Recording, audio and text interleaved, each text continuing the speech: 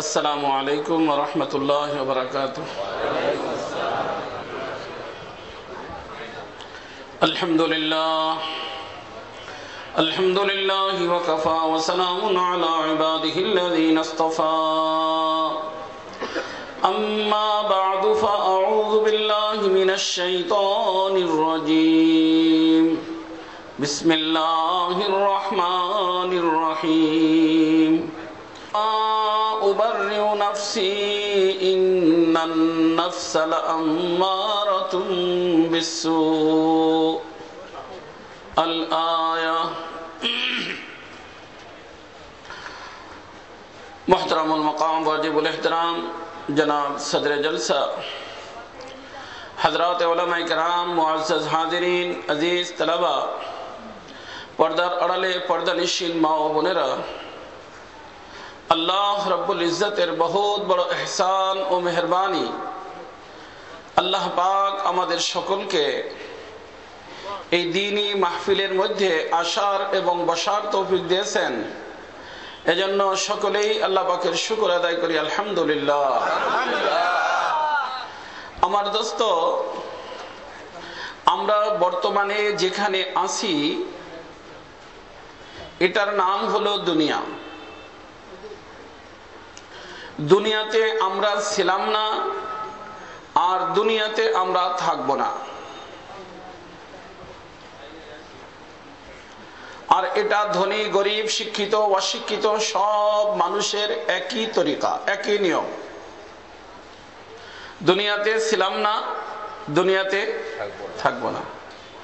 দেশের যদি প্রেসিডেন্ট হয় সেও ছিল না, সেও থাকবে না। প্রধানমন্ত্রী তিনিও ছিলেন না, তিনিও থাকবেন না, তাই না? আল্লাহওয়ালা বুজুর্গানে দিন তারাও ছিলেন না, তারাও থাকবে না। একই অবস্থা সকলের। আমরা যেখান থেকে আসছি আর যেখানে যাব, অর্থাৎ দুনিয়ায় আসার আগে এবং দুনিয়ার থেকে যাওয়ার পরে, এই দোনোটা এরিয়া এমন যে সেখানে আমাদের কোনো শত্রু নাই, দুশমন নাই। আর যারাই আমরা দুনিয়ার মধ্যে আসি, ছিল, সামনে আসবে, এই দুনিয়ার ভিতর থাকা অবস্থায় আল্লাহ পাক প্রত্যেকটা মানুষের জন্য দুইজন শত্রু বানায় দিয়েছেন। কয়জন? দুইজন। কার জন্য? প্রত্যেকটা মানুষের জন্য। এই দুই শত্রু ছাড়া কোনো মানুষ নাই। পীর সাহেব বলেন, খানদানি পীর বলেন, আর যে যাই কিছু হোক, যেমনি ভাবে এই যে আপনার আমার মতো মানুষের সাথে দুইজন শত্রু আছে, পীর সাহেবের সাথেও কয়জন শত্রু আছে? দুইজন। এই শত্রু দিয়েই আল্লাহ পাক আমাদেরকে এখানে পাঠাইছেন। আর শত্রুদেরকে আল্লাহ পাক হুকুম দিয়েছেন যে তোরা আমার এই বান্দার উপরে অ্যাটাক করবি। আল্লাহ বলছেন ওদেরকে, আর আমাদেরকে বলছেন যে ওরা কিন্তু শত্রু, ওদের থেকে বেঁচে থাকবি।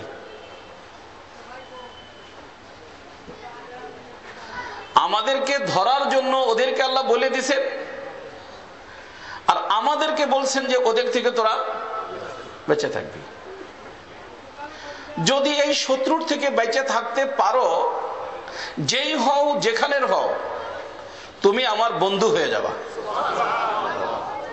শত্রু থেকে বাঁচতে পারলে তুমি যেই হও যেখানের হও, কালো হও ধলা হও, গরিব হও ধনী হও, সিংহাসনে থাকো আর গাছতলায় থাকো, ওটা আমি দেখব না। তুমি যদি এই শত্রুর থেকে বাঁচতে পারো, বাস তুমি আমার বন্ধু। কথা বুঝছেন? শত্রু থেকে বাঁচতে পারলেই বন্ধু। এজন্য এই যে এখানে যে আমরা আসছি, দুনিয়ার মধ্যে আসছি আমরা দুনিয়ার মধ্যে বান্দা হইয়া, আর এখান থেকে আমাদের বের হতে হবে বন্ধু হইয়া। কি হইয়া? বন্ধু হইয়া।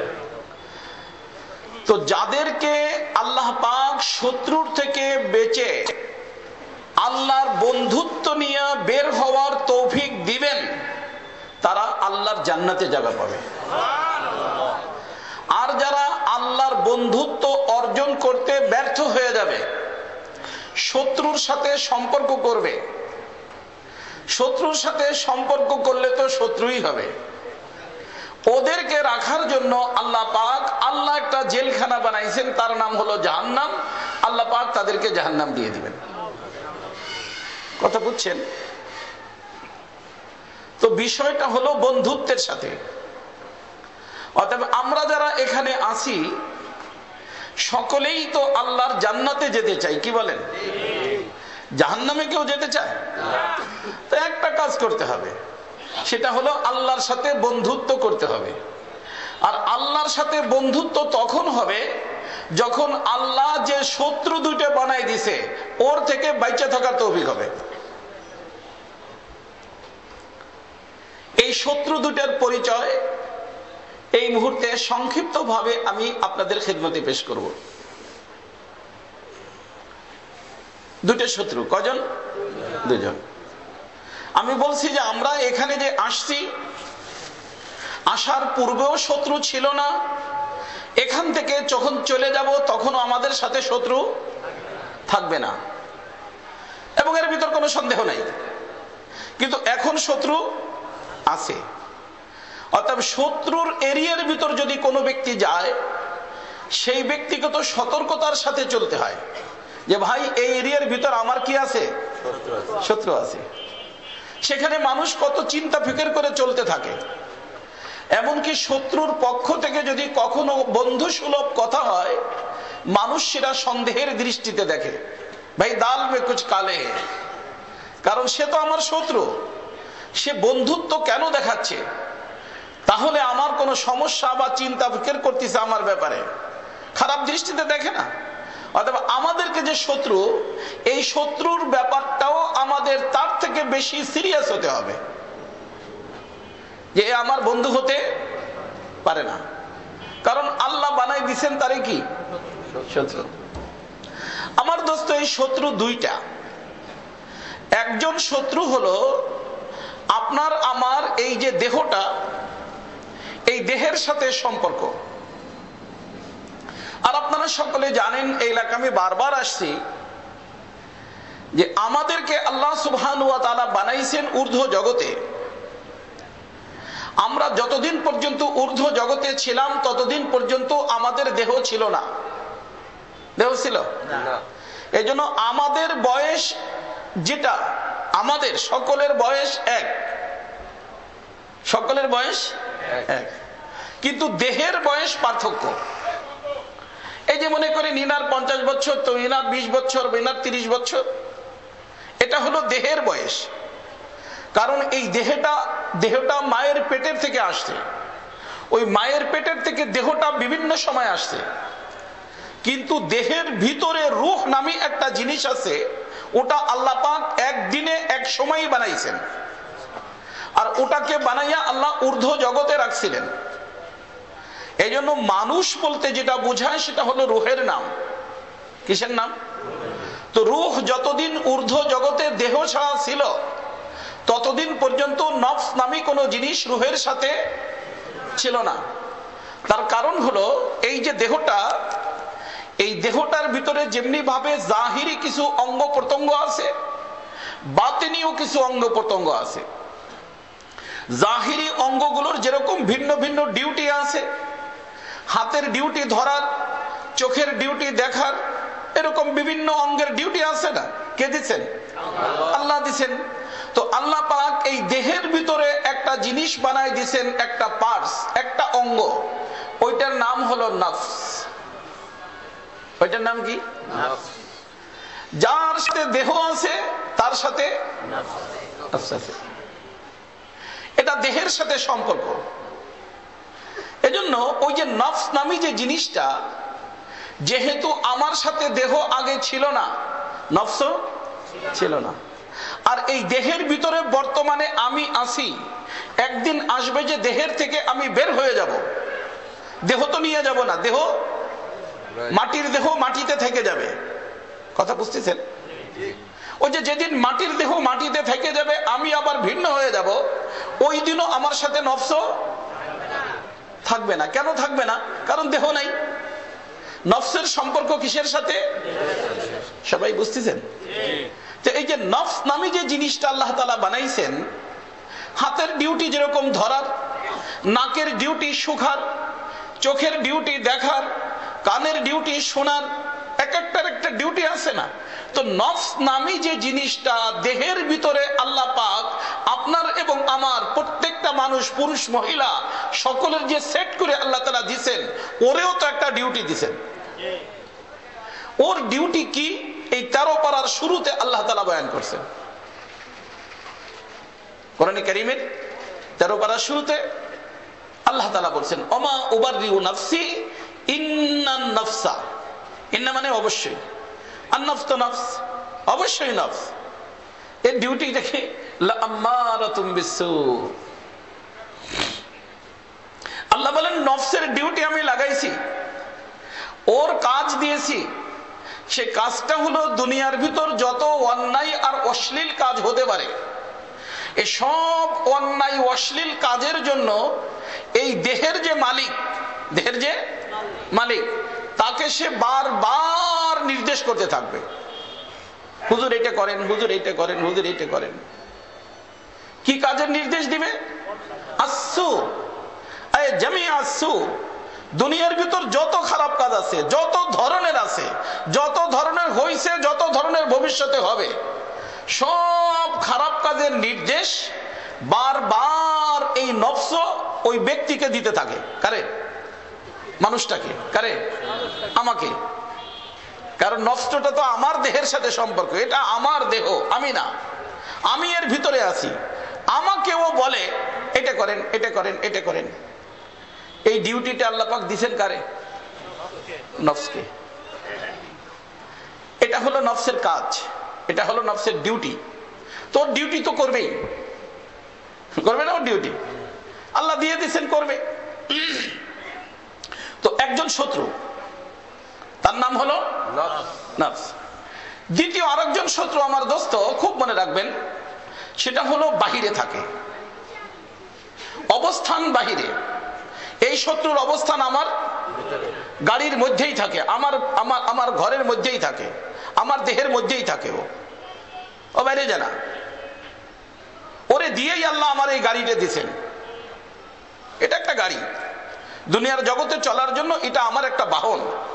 এই বাহনটার ভিতরে আল্লাহ দিয়েই ওরে আমার বাহনটা আমাকে দিয়েছেন, যে এই বাহন তুই পাইলে কিন্তু এইটা সহ, সেটার নাম নফস।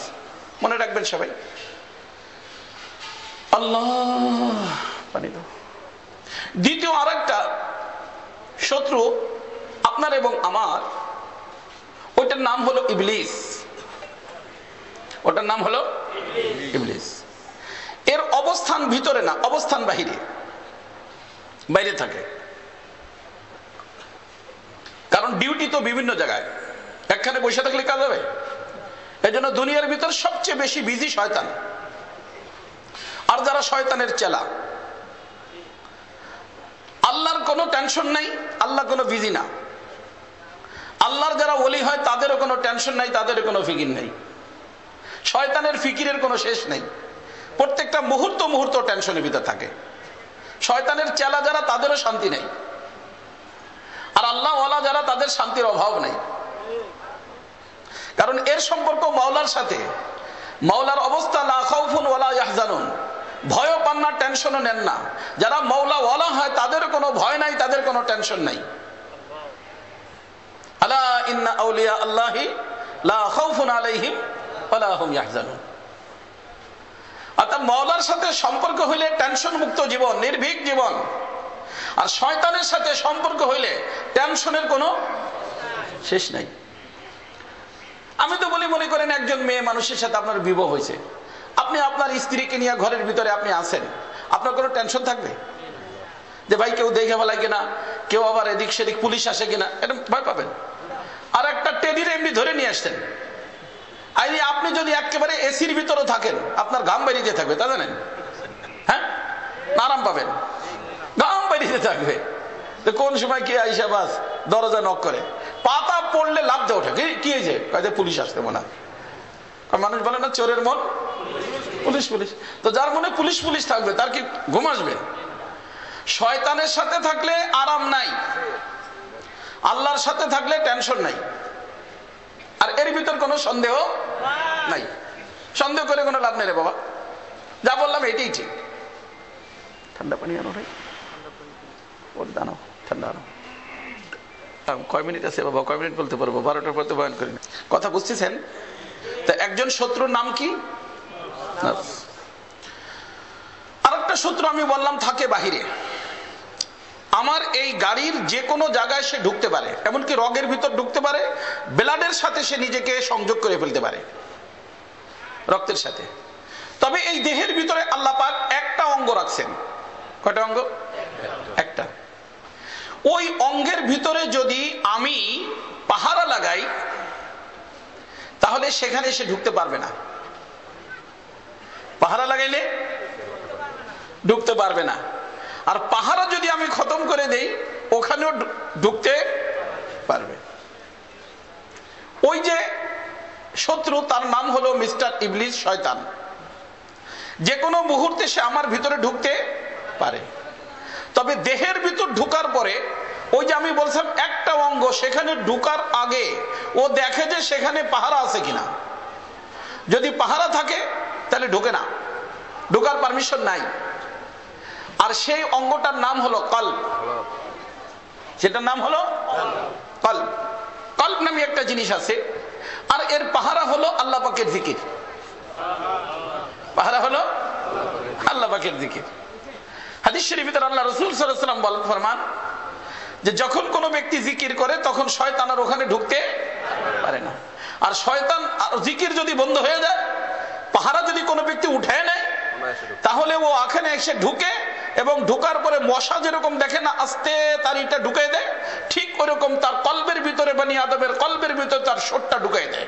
ঢুকাই দিয়ে যত ধরনের বিভিন্ন ধরনের আল্লাহ নাফরমানির চিন্তা আর ফিকির ওই ইনজেকশনের মাধ্যমে কলবের ভিতর দিয়ে আবার আরেক জায়গায় ডিউটিতে চলে যায়। কথা বুঝছেন? কয়টা হলো দুশমন? একটা থাকে বাহিরে, আমার ভিতরে ঢুকতে পারে। আর একটা সর্বক্ষণ সর্বদা তার অবস্থান কোথায়? ভিতরে। তো যেই শত্রু সব সময় থাকে ওইটা বড় না যে বাহিরে থাকে ওইটা বড়? ভিতরে থাকে।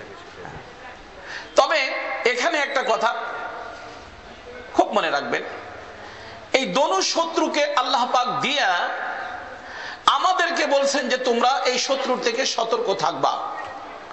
শত্রু তোমার খোদা না, শত্রুর কথা মানবা না। আমি তোমার খোদা, আমার কথা অনুযায়ী চলবা।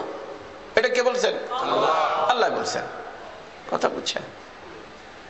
আমার দোস্ত, এই শত্রুর ভিতরে দোনো শত্রু তো শত্রুতা আমি করবেই, কিন্তু শত্রুতা আমি করতে গিয়ে শয়তান যদি আমাদেরকে কখনো অ্যাটাক করে, তো সেই ক্ষেত্রে আল্লাহ সুবহানাহু ওয়া তাআলা আমাদেরকে বলছেন যে শোন, তুই দুর্বল মানুষ, খুলিকাল ইনসানু দাঈফা, আমি মানুষকে অনেক দুর্বল করে পয়দা করছি। এই দুর্বল মানুষটা তুই এই শয়তানের সাথে মোকাবেলা করতে গিয়ে তুই পারবি না, পেরে উঠবি না। এজন্য এই শত্রুর সাথে ফাইট করার অনুমতি আমাদের নাই। কোন শত্রু? শয়তান। শয়তান যখন আপনাকে এবং আমাকে অ্যাটাক করবে তখন আল্লাহ পাক আমাদেরকে একটা কথা শিখিয়েছেন। সে কথাটা হলো এই যে আমার বান্দা, তুমি দুনিয়ার ভিতরে দেখো ছোট্ট বাবুকে যখন কোনো ব্যক্তি কি করে ধরে যে তোমাকে নিয়ে যাব, তো ওই বাবুটার সাথে সাথে আব্বা বলে চিৎকার দেয়। আব্বা দৌড়ে আসে, শত্রুর থেকে তাকে রক্ষা করে নিয়ে যায়। আল্লাহ বলেন যে তোমাকে যদি এই আমার শত্রু, তোমার শত্রু, ও যদি কখনো অ্যাটাক করে, হামলা করে, তুমি তোমার শক্তি তার উপরে প্রয়োগ করতে যাইও না, বরং তুমি সাথে সাথে ওই বাবু আব্বাকে ডাক দিয়েছে, তুমি তোমার রব্বাকে ডাক দাও। আর তোমার রব পাওয়ারফুল, অনেক বেশি পাওয়ারফুল। আর তোমার রবের যখন তুমি নাম নিবা, সাথে সাথে সে ভয় পেয়া তোমার থেকে চলে যাবে। এবং এই শয়তানকে ভাগানোর জন্য আমি তোমার হাতে যেরকম পুলিশের হাতে পিস্তল থাকে, গুলি থাকে, আমি প্রত্যেকটা আমার বান্দার হাতে এই শয়তানকে ভাগানোর জন্য একটা গুলি, একটা তীর দিয়ে দিচ্ছি। তুমি ওই তীরকে ব্যবহার করবা। সেই তীরের নাম হলো লা হাওলা ওয়ালা কুওয়াতা ইল্লা বিল্লাহ। আল্লাহ বলেন যে এই যে লা হাওলা ওয়ালা কুওয়াতা ইল্লা বিল্লাহ, এই তীর যখন তুমি ব্যবহার করবা তার অর্থ তুমি রবকে ডাক দিয়েছো, রবের সাহায্য চেয়েছো, আর তোমার রবের সাহায্য চাওয়া মাত্রই এই তীরকে শয়তান এত ভয় করে যে তোমাকে ছাইড়া সাথে সাথে সে পলায়ন করবে। অতএব এটা সকলে শিখতে হবে, লা হাওলা ওয়ালা কুওয়াতা ইল্লা বিল্লাহ। যখনই শয়তান কোনো আপনাকে এবং আমাকে কোনো খারাপ কাজে নির্দেশ দিবে, সাথে সাথে লা হাওলা ওয়ালা কুওয়াতা ইল্লা বিল্লাহ বলা মাত্রই এটা কেমন যেন একটা গুলি এবং তীরের মতো শয়তানের উপর লাগবে, আর শয়তান আমাকে ছাড়তে বাধ্য হবে, শয়তান আমার থেকে ভাগতে বাধ্য হবে।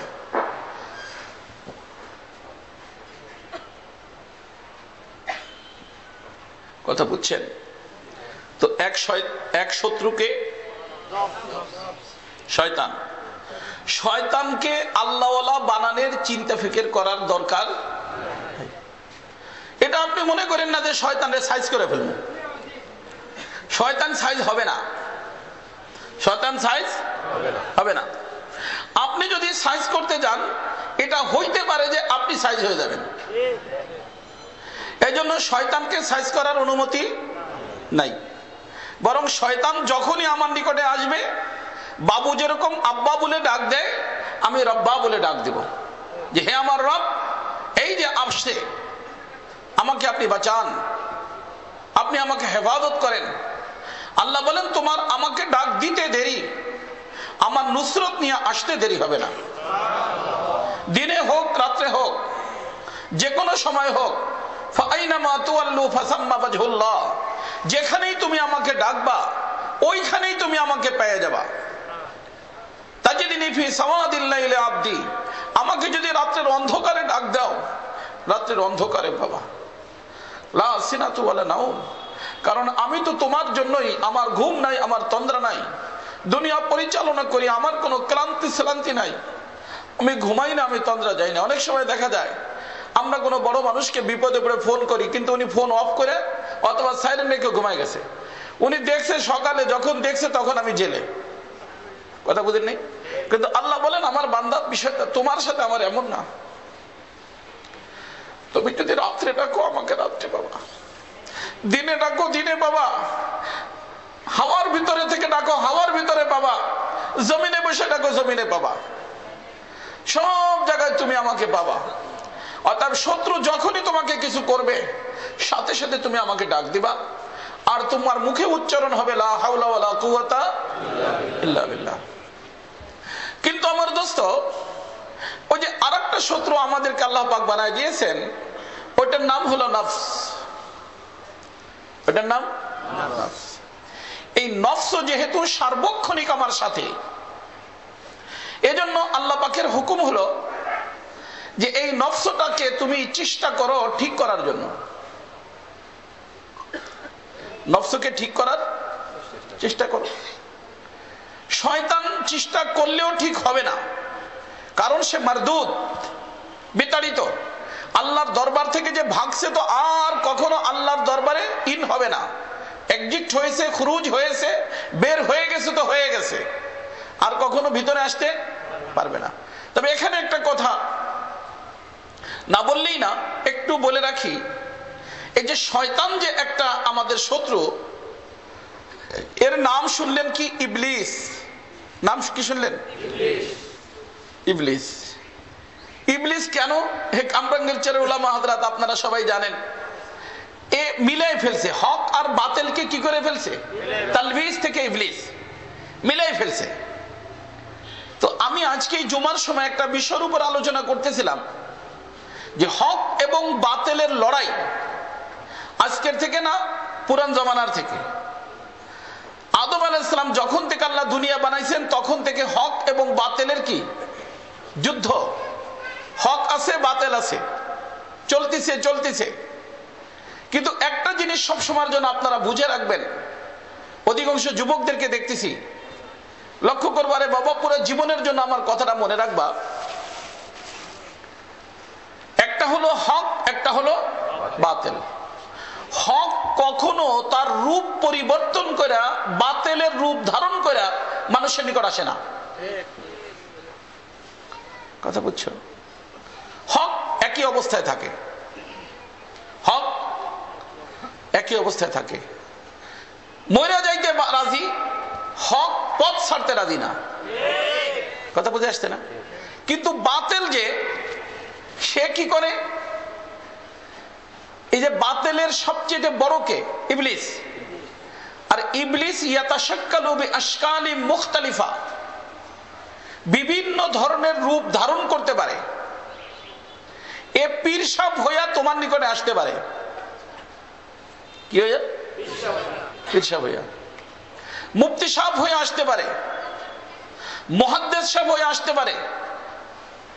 তো ইবলিস যে, সে তো বাতিল, কিন্তু হকের রূপ ধরতে পারে।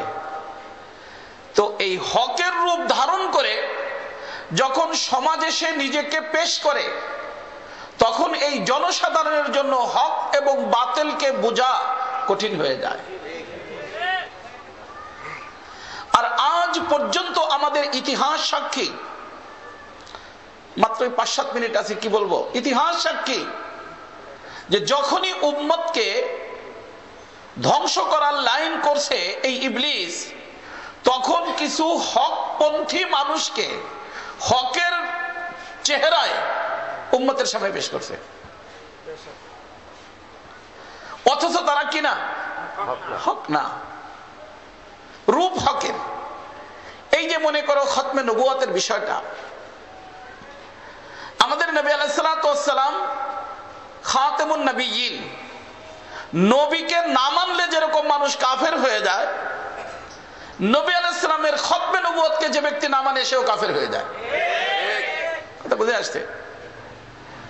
তো যখন এই পাকিস্তান বাংলাদেশ এক ছিল, এখন তো বাংলাদেশ মাশাআল্লাহ ভিন্ন হয়ে গেছে। তো পাকিস্তানের মধ্যে একজন মুফতি ছিলেন, মুফতি মাহমুদ সাহেব রহমাতুল্লাহ আলাইহি। তো এই যে বাতিল যখন শুরু হলো, এই কাদিয়ানি, গোলাম আহমদ কাদিয়ানি, কাদিয়ান হলো পাঞ্জাবের ভিতর একটা জায়গার নাম। ওই জায়গার দিকে লক্ষ্য করে তারে কি বলা হয়? কাদিয়ানি। কাদিয়ানি, যেরকম আমরা শামসুল হক ফরিদপুরি বলি না কেন? ফরিদপুর তার বাড়ি, সেই জন্য ফরিদপুরি। তো ওনার বাড়ি কোথায়? কাদিয়ান, এই জন্য কাদিয়ানি। মূলত ওর নাম হলো গোলাম আহমদ মির্জা। এটা হলো ওই দেশের একটা উপাধি, যেরকম আমাদের দেশে শেখ, মোল্লা বিভিন্ন থাকে না। তো মির্জা হলো ও দেশের কি, পাকিস্তানের একটা বংশীয় উপাধি, মির্জা। তো মূলত নাম হলো গোলাম আহমদ, বংশ হলো মির্জা বংশ, মির্জা বংশের মানুষ। আর কাদিয়ান হলো তার স্থানের নাম, এই জন্য মির্জা গোলাম আহমদ কাদিয়ান। তো এদের যখন সব শুরু হলো, আর ওলামায়ে কেরাম ওখানে কি করলেন? তাহরিক চালাইলেন। শেষবারে যেই দিন ফয়সালা হবে কোর্টের মধ্যে, এই মির্জাইর পক্ষ থেকে, গোলাম আহমদ কাদিয়ানির পক্ষ থেকে যে আল্লাহর বান্দা ওখানে উপস্থিত হয়েছিল, তার মাথায় পাগড়ি ছিল, মুখে সুন্নত তরিকার দাড়ি ছিল, পুরা শরীরের ভিতরে রসুলের সুন্নত দিয়ে ভরা। সে এক পাশে, আর এক পাশে আমাদের মুফতি মাহমুদ সাহেব রহমাতুল্লাহ আলাইহি। তখন অনেক উকিলরা চিন্তার ভিতর পড়ে গেছিল যে এই মুহূর্তে যদি হযরতকে জিজ্ঞাসা করে যে আপনি এদেরকে কাফের বলেন, কে এরকম পাগড়ি পরা একটা বুজুর্গ মানুষ, এদেরকে কাফের বলেন, হযরত কি করবেন? কথা বুঝে আসছে না? তো তার রূপটা ছিল হকের না বাতিলের? সে হক না বাতিল? আসলে বাতিল, রূপ হলো হকের। এই যে এই সমস্ত জায়গার ভিতরে যাইয়া আমাদের সাধারণ পাবলিকের কি হয়ে যায়? অ্যাক্সিডেন্ট হয়ে যায়, অ্যাক্সিডেন্ট হয়ে যায়। এজন্য বাবা খুব মনে রাখবা, কিয়ামত পর্যন্তর জন্য তোমাকে এবং আমাকে হক বোঝার জন্য রসুল কোন ব্যক্তিকে রেখে যান নাই। হককে বোঝার জন্য আল্লাহ পাক এমন একটা মাধ্যম রাখছেন, যেই মাধ্যমটার হেফাজতের দায়িত্ব আল্লাহ নিজে নিয়েছেন। সেই মাধ্যম হলো কোরআন, আর এই কোরআনের ব্যাখ্যা হলো হাদিস। কোরআনের ব্যাখ্যা হলো হাদিস, আর হাদিস ও রসুলের বাণী না, আল্লাহরই বাণী। কারণ আল্লাহ রসুল সাল্লাল্লাহু আলাইহি সাল্লাম আল্লাহ পাকের কোরআনকে আল্লাহ বলছেন, ওই কোরআনের ব্যাখ্যা বিশ্লেষণ আল্লাহর নির্দেশে, আল্লাহর হুকুমে, আল্লাহর পক্ষ থেকে রসুলের কলবের ভিতরে যেই কথাগুলো আসছে ওগুলোই হলো হাদিস শরীফ। এই জন্য কিয়ামত পর্যন্তর জন্য কোরআন এবং হাদিসের হেফাজতের দায়িত্ব আল্লাহ নিছেন। আর এই দুইটা জিনিসকে আমার আপনার বিশ্বের সব মানুষের জন্য আল্লাহ পাক দিয়ে গেছেন, রসুল দিয়ে গেছেন, আল্লাহ দিয়েছেন, রসুল দিয়ে গেছেন। কি? যে এই দুইটার মাধ্যমে হক ও বাতিলকে নির্ণয় করবা। কোন দুইটার মাধ্যমে? কোরআন এবং হাদিস। আল্লাহ রসুল বলছেন, তারাকতু ফীকুম আমরাইন লান তাদিল্লু লান তাদিল্লু। ওলামা হাজরাতরা জানেন, যার অর্থ অবশ্যই পথভ্রষ্ট হবে না যদি সেই দুটাকে ধরে রাখতে পারো, সেটা কোরআন এবং হাদিস। এখন আপনারা বলতে, হুজুর আমরা তো সবাই তার কোরআন হাদিস বুঝি না। এদের জন্য আল্লাহ পাক কত সুন্দর তরিকা বলছেন। তুমি বুঝো না, যে বুঝে তার নিকট যাও। বুঝে কারা? নবীরা বুঝতেন, আর নবীদের পক্ষ থেকে যারা নবীদের ওয়ারিস তারা বুঝে, তাদের নাম ওলামা। তাদের নাম ওলামা। ওলামা আবার দুই প্রকার। ওলামা কয় প্রকার? কাদের ওয়ারিসেরা? কার ওয়ারিস? নবীদের ওয়ারিস। এখানে বুঝবেন, বোঝা সহজ। আমি একেবারে সহজ করে বলতেছি রে বাবা। নবীদের ওয়ারিস, নবীদের দৃষ্টি সর্বক্ষণ সর্বদা আল্লাহর উপরে। অর্থাৎ নবীদের যারা ওয়ারিস হবে তাদের দৃষ্টি থাকবে কার উপরে? আল্লাহর উপরে। তো নবীদের যারা ওয়ারিস হবে তাদের দৃষ্টি আল্লাহর উপরে। এই নবীদের যারা ওয়ারিস, রসুল বলেন আসমানের নিচে জমিনের উপরে নবীদের ওয়ারিস যারা, এরা সর্বোত্তম মানুষ। খায়রুল খিয়ারে খিয়ারুল উলামা। আর যদি এই নবীদের ওয়ারিস নষ্ট হয়ে যায়, সর্বোত্তমটা যদি নষ্ট হয়ে যায়, সবচেয়ে নিকৃষ্ট হয়ে যায়। বুঝে আসছে না? এই জন্য উলামা দুই প্রকার। এক প্রকার হলো সর্বোত্তম, আর একবার হলো শাররুশ শিরার। রসুল বলেন যে দুনিয়ার ভিতর যত খারাপ মানুষ হতে পারে, এই খারাপের ভিতর সবচেয়ে খারাপ তার নামও কি? উলামা। তো উলামা কয় প্রকার হলো? সবচেয়ে ভালো, সবচেয়ে খারাপ। আমরা জিজ্ঞেস করব সবচেয়ে ভালোদেরকে। সবচেয়ে ভালো যারা, তারা হলো নবীদের ওয়ারিস। কোন জিনিসের দিকে তাকাইয়া, কারো চেহারার দিকে তাকায় তারা কথা বলবে না, তারা সর্বক্ষণ সর্বদা মাওলার দিকে তাকায় কথা বলবে। এরা হলো সর্বোত্তম উলামা, সর্বোত্তম মানুষ। এদের সাথে জিজ্ঞাসা করা কোরআন এবং হাদিসের আলোকে কোনটা হক কোনটা না হক, ওটা আমাদেরকে বুঝতে হবে। কোনটা হক কোনটা না হক। এখানে আর একটা কথা মনে রাখবেন, এই যে অনেক মানুষ, হযরত মাওলানা মুফতি মাওলানা আতাউল্লাহ সাহেব দামাত বরকাতুহু বলে গেছেন,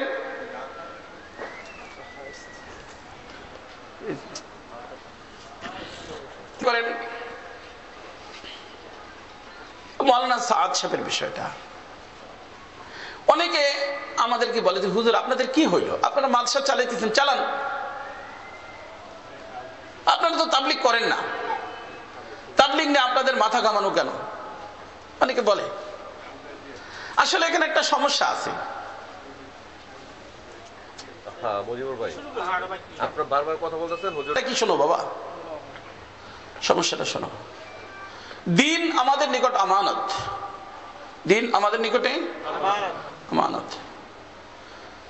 আর এই দিনের হেফাজত ওয়ারিসে আম্বিয়া যারা, তারাই তো করবে না এক নম্বরে, তাই না? তো এই ওয়ারিসে আম্বিয়াদের মধ্যে আল্লাহ পাকের মেহেরবানি, এই যে উলামায়ে দেওবন্দ, উলামায়ে দেওবন্দ, এই উলামায়ে দেওবন্দ পুরো বিশ্বের ভিতর আলহামদুলিল্লাহ আছে। এদের দায়িত্ব দিনের হেফাজত। কিসের হেফাজত? দিনের হেফাজত। যেরকম আবু বকর সিদ্দিক রাদিয়াল্লাহু তাআলা আনহু যখন মানুষেরা যাকাত দিতে অস্বীকার করছিল, দেখো এখানে দুইটা বিষয় ভালো করে লক্ষ্য করে শুনবা বাবা। একটা হলো দিনের ভিতর কোন জিনিস ঢুকে দেওয়া, এটাও বদদিনী। আর একটা হলো দিনের থেকে কিছু জিনিস বের করে দেওয়া, এটাও বাদদিনী। ঢুকেনের নামও দিন না, বের করার নামও কি না, দিন না। দিন হলো অট্টুক জট্টুক রসুল আমাদের মাঝে আমানত রেখে গেছেন। এজন্য আমাদের আবু বকর সিদ্দিক রাদিয়াল্লাহু তাআলা আনহু যখন খলিফাতুল মুসলিমিন হলেন, দেশের অবস্থা পুরোপুরি একটা ভালো ছিল তেমন না।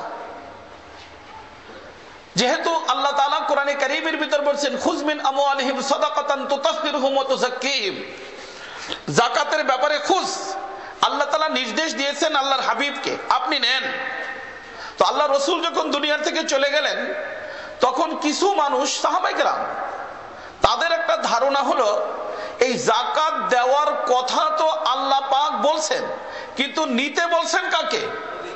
নবীকে। আর নবী যেহেতু নাই, অর্থাৎ যাকাত নিবে কে? অর্থাৎ যাকাতের হুকুম খতম। কথা বুঝে আসছে না?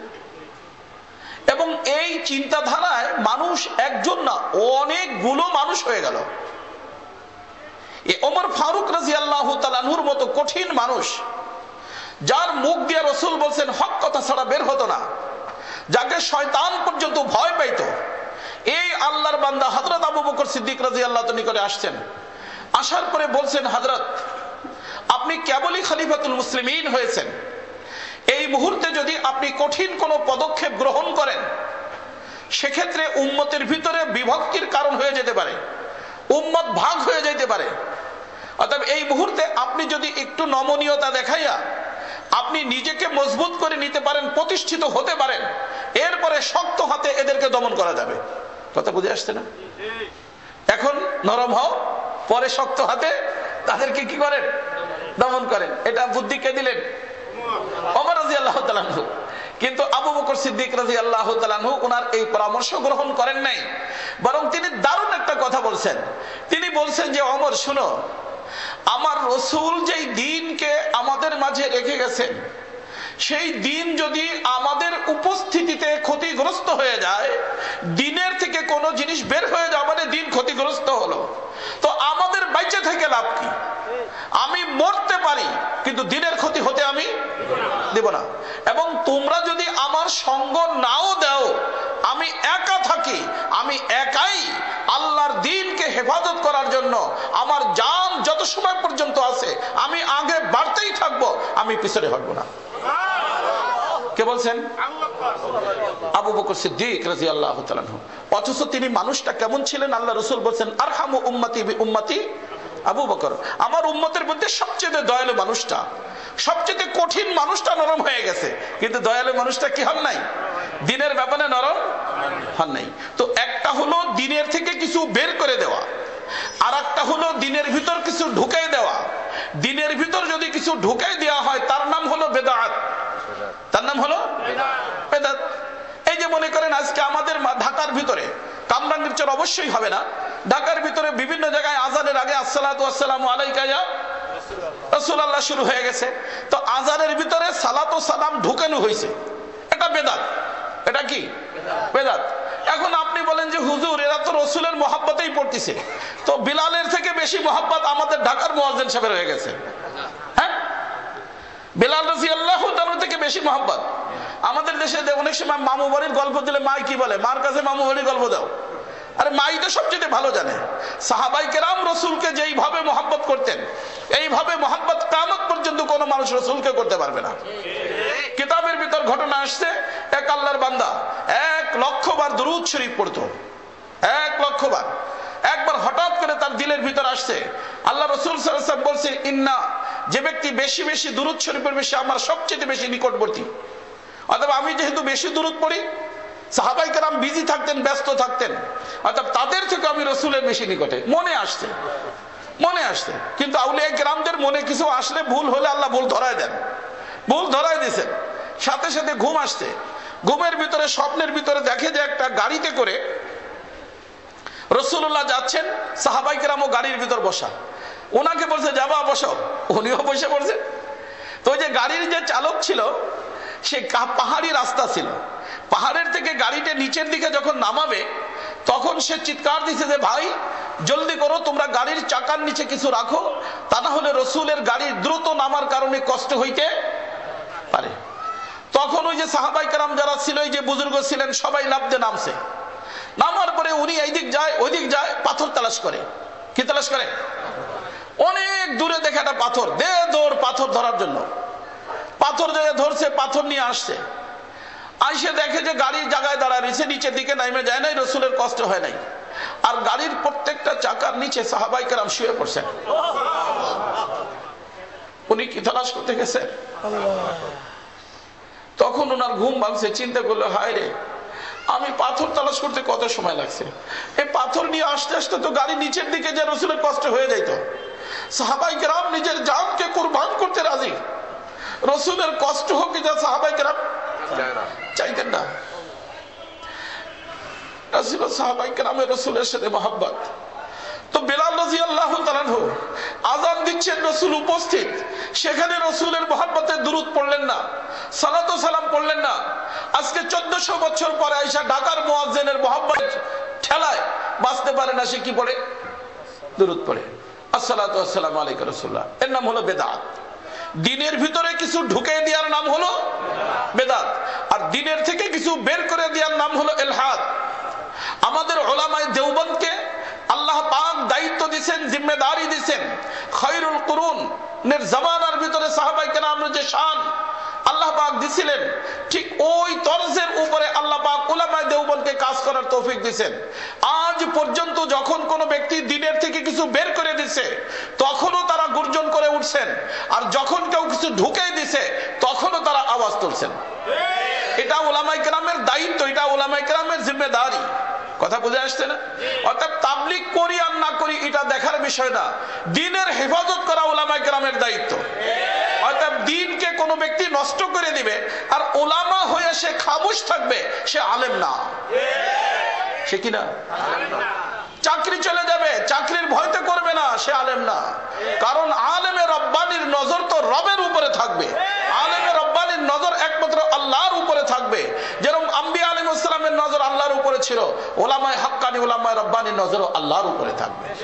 উলামায়ে কেরামের সমস্যা হলো এখানে যে সে যদি কিনা করে, আমি তো ওই দিন একখানে বলতেছিলাম, অনেক সময় আমাদের প্রধানমন্ত্রী পর্যন্ত বলেন যে আমি তার সাহায্য করতে রাজি আছি, কিন্তু সংবিধানের বাহিরে যাইতে পারবো না, বলে না? সাহায্য করব সংবিধানের ভিতর থেকে। তো আমাদেরও তো একটা সংবিধান আছে, আমাদের সংবিধান হলো কোরআনে কারীম।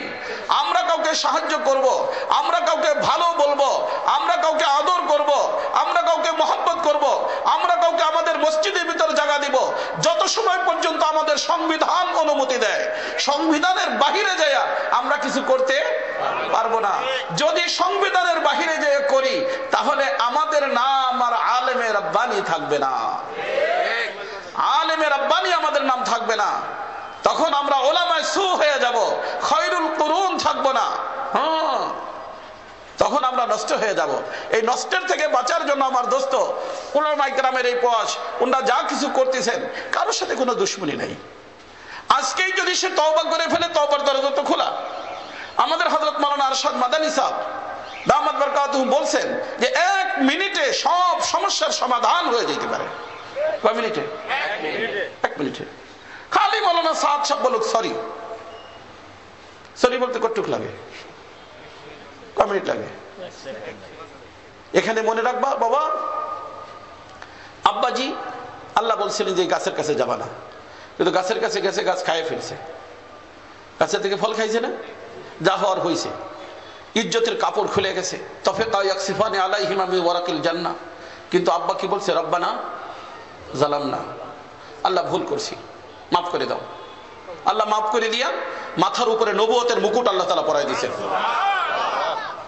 আর নবীর আদম আলাইহিস সালামের আওলাদের ভিতর থেকে যে ব্যক্তি মাপ চাবে, তার মাথার উপরে আল্লাহ পাক ভেলায়েতের মুকুট পরাই দিবেন। আর যে মাপ চাবে না, তার সম্পর্ক যে মাপ চায় নাই তার সাথে হয়ে যাবে। কে চায় নাই? সরি বলে নাই, সরি বলছে, দুঃখিত বলছে, ভুল হয়ে গেছে বলছে, মাথা উঁচু করে নিচ্ছে, মাথা নিচে করো, আব্বার মতো হও। আল্লাহ পাক ইজ্জত ফিরিয়ে দিবেন। যত সময় পর্যন্ত মাথা উঁচু থাকবে, মাথা নিচু হবে না, তত সময় পর্যন্ত দুনিয়ার কেউ ইজ্জত করবে না, কেউ করবে না, কেউ করবে না। কারণ ওটা ইজ্জতের পথ না। ইজ্জতের পথ হলো মাথা নিচু করা। কথা বুঝতেছেন? তো শত্রু কজন বলছিলাম? একজন ভিতরে সময় হয়ে গেছে না? চলো, তো আমি আসলে 12টার পরে বয়ান করি না। আগ্রহ তো আছে, কিন্তু মানুষের ঘুমের ক্ষতি। আরে বাবা, তারপরে ফজরের নামাজও পড়বে না। ইনশাল্লাহ আশা তো হয়। তো একটু কথা মনে রাখেন, ইনশাল্লাহ আবার যদি এদিকে কখন আসা হয় এই বিষয়ের উপর আলোচনা করবো। আকরাম মনে করে দিও বাবা, আমাদের শত্রু কয়জন? আমির সাহেবেরও আছে, পীর সাহেবেরও আছে, সবার আছে। কথা বুঝতেছেন? অর্থাৎ পীর সাহেবের শত্রু নাই তা তো না। পীর সাহেবের আছে, আমির সাহেবের আছে, ওই সাদ সাহেবের আছে, তারও আছে, সবার আছে। তো শত্রু যদি ধরে ফেরো, ঝামেলা কত? ধরতে পারে, ধরার সুযোগ তারে করে দিয়ে রাখছেন আল্লাহ পাক। আমি চেষ্টা করব না ধরে, কিন্তু যদি ধরে ফেলে তার জন্য আল্লাহ পাক তওবার কেমিক্যাল রাখছেন। কিসের কেমিক্যাল? আমরা তো দারুল দেওবন্দ এইটাই বলছে, তওবা করো, রুজু করো, মানে তওবা করো, তওবা করো, খতম। তওবা করলে তো সব খতম হয়ে যায়। কথা বুঝতেছেন? তো শত্রু কয়জন? একজনকে সাইজ করা যাবে না, বরং ও যদি অ্যাটাক করে তাহলে কি করতে হবে? লা হাওলা ওয়া কুওয়াতা ইল্লা বিল্লাহ পড়তে হবে, রব্বা বলে ডাক দিতে হবে। আর একজন যে শত্রু, তারে সাইজ করার জন্য হুকুম আল্লাহ পাক দিয়েছেন, বুঝছেন? এই জন্য তার নাম পরিবর্তন হইতে থাকে। কোরআনে কারীমের ভিতর নফসের 5 নাম আসছে। ইনশাআল্লাহ আল্লাহ পাক তৌফিক দিলে ফের যদি কখনো আসা হয়, কিভাবে করা যাবে নফসের সাথে, কি আচরণ করতে হবে, কি মেহনত করতে হবে, ইনশাআল্লাহ আলোচনা করব। এবং ধীর গতিতে আল্লাহ পাকের মেহেরবানিতে ওর ভিতর পরিবর্তন আসে। শয়তানের কোনো পরিবর্তন হয় না, নফসের পরিবর্তন হয়। তবে নফস সৃষ্টি হয়েছে দুশ্মন হইয়া। দুশ্মন বন্ধু হইলেও দুশ্মনী মনে করতে হবে, কারণ যে কোনো মুহূর্তে তার দুশ্মনীর খেল সে দেখাইতে পারে। অর্থাৎ মৃত্যু পর্যন্ত তাকে দুশ্মনী মনে করতে হবে। তবে বন্ধু বানানোর চেষ্টা করতে হবে, কিন্তু বন্ধু হয়ে গেছে এই সিদ্ধান্ত নেওয়া যাবে না। যত সময় পর্যন্ত আমি তার হাতের ভিতরে আছি, তার হাতের থেকে বের হয়ে গেলে সুবহানাল্লাহ। কথা বুঝে আসছে না? তো শত্রু কয়জন হলো? একজন ভিতরে, একজন বাহিরে। ভিতরের নাম নাফস, বাহিরের নাম ইবলিস। কার কার আছে? সবার আছে। বড় হুজুর হোক, ছোট হুজুর হোক, পীর সাহেব হোক, আমির সাহেব হোক, সবাই আছে। এর থেকে সতর্ক থাকতে হবে। ঠিক আছে না? ইনশাআল্লাহ আল্লাহ পাক আমাকে আপনাদের সকলকে তৌফিক দান করেন। সুবহানাকাল্লাহুম্মা ওয়া বিহামদিকা আশহাদু আল্লা ইলাহা ইল্লা আনতা আস্তাগফিরুকা। اللهم صل على سيدنا مولانا محمد صلاة تنجينا بها من جميع الأهوال والآفات، وتقضي لنا بها جميع الحاجات، وتطهرنا بها عن جميع السيئات، وتطهرنا بها عن جميع السيئات، وتطهرنا بها عن جميع السيئات، وترفعنا بها عندك على الدرجات، وتبلغنا بها أقصى الغايات من جميع الخيرات في الحياة وبعد الممات، إنك على كل شيء قدير. ربنا ظلمنا أنفسنا وإن لم تغفر لنا وترحمنا لنكونن من الخاسرين. أي مولا পাক, أي محبوب পাক, আল্লাহ মেহেরবানি করে আপনি আমাদের সকলকে মাফ করে দিন। আল্লাহ ভুল করছি, অন্যায় করছি, আবার আপনার শাহী দরবারে হাত তুলে আপনার নিকট মাফ চাচ্ছি। আল্লাহ মেহেরবানি করে আপনি আমাদের সকলকে মাফ করে দেন। আল্লাহ আমাদের সকলকে মাফ করে দেন। আমাদের বিবি বাচ্চাদেরকে মাফ করে দেন। আমাদের বন্ধু বান্ধবদেরকে মাফ করে দেন। আমাদের দেশবাসীকে মাফ করে দেন। আল্লাহ পুরো উম্মতে মুসলিমাকে আপনি মাফ করে দেন। আল্লাহ আমাদেরকে আমার গুনার কারণে, আল্লাহ আমাদের গুনার কারণে আমাদের পর কোনো বালা মুসিবত দিয়েন না মাওলা। আমাদেরকে সব ধরনের বালা মুসিবত থেকে হেফাজত ফরমান। আল্লাহ আমাদের যার যে পরেশানি আছে আপনি দূর করে দেন। আল্লাহ যার যে হাজাত আছে আপনি পুরো করে দেন। আল্লাহ অসুস্থ আছে তাদেরকে আপনি সুস্থ করে দেন। আল্লাহ যারা বেরোজগার আছে রুজির ব্যবস্থা করে দেন। আল্লাহ যারা ঋণী আছে ঋণ থেকে মুক্ত হওয়ার তৌফিক দিয়ে দেন। আল্লাহ ব্যবসায়ী ভাইদের ব্যবসার ভিতর বরকত দিয়ে দেন। আল্লাহ দুনিয়ার ভিতর যতভাবে দিনের কাজ হইতেছে কবুল ফরমান। আল্লাহ দাওয়াত ও তাবলীগের মেহনতকে কবুল ফরমান। আল্লাহ সমস্ত মাদারিস, মাকাতিব, মাসাজিদ, খানকাকে কবুল ফরমান। আল্লাহ বিশেষভাবে এলাকার মধ্যে যত মাদ্রাসা আছে আল্লাহ সমস্ত মাদ্রাসা মসজিদ খানকাকে আপনি কবুল ফরমান। আল্লাহ তার সমস্ত জরুরিয়াতকে আপনি গায়েবের খাজানার থেকে পুরো করে দেন।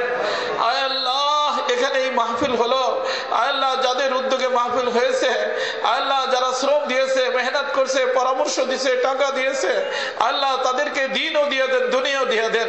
আল্লাহ এই মাহফিলকে আপনি হিদায়াতের ওসিলা বানায় দেন। আল্লাহ আমাদের সমস্ত মারহুমিনদেরকে আপনি বেলা হিসাব মাগফিরাত করে দেন। আল্লাহ তাদের কবরকে নূর দ্বারা ভরপুর করে দেন। আল্লাহ তাদের জন্য জান্নাতুল ফেরদাউসের ফয়সালা করে দেন। আল্লাহ এই মাটির মধ্যেই আপনার এক পাগল আপনার এক দেওয়ানা আল্লাহ হাফিজ হুজুর আছে আল্লাহ হাফিজ হুজুরের রুহানি ফুয়ুজ ও বারাকাত আমাদের সকলকে নসিব ফরমান। আল্লাহ তিনি যেরকম সব সময়ের জন্য আপনার জিকির করতেন আল্লাহ আমাদের এরকম জাকির বানায় দেন। আমাদের জবানকে এরকম জিকিরের দ্বারা তরতাজা রাখেন। আয় আল্লাহ হযরতের মানসা যা ছিল সেই অনুযায়ী আমরা চলতে পারি আমাদেরকে তৌফিক দিয়ে দেন। আয় আল্লাহ রাসূল করিম সাল্লাল্লাহু আলাইহি ওয়াসাল্লামের সদকা তুফাইল আমাদের দোয়া মুনাজাতকে কবুল ফরমান। সুবহান রাব্বিকা রাব্বিল ইজ্জাতি আম্মা ইয়াসিফুন ওয়া সালামুন আলাল মুরসালিন আলহামদুলিল্লাহি রাব্বিল আলামিন।